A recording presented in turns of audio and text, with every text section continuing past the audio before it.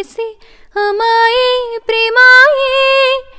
ఎంత గాయమైన గానీ నమేనికేమి కాదు పువ్వు సోకి నీ సోకు కందేనే వెలికి రాని వెర్రి ప్రేమ కన్నీటి ధారలోన కరుగుతున్నది నాదు శోకమోపలేక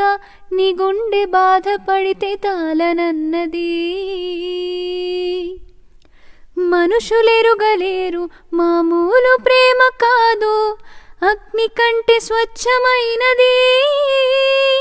మమకారమే ఈ లాలి పాటగా రాసేది హృదయమా ఉమాదేవిగా శివుని అర్ధభాగమై నాలోన నిలువుమా.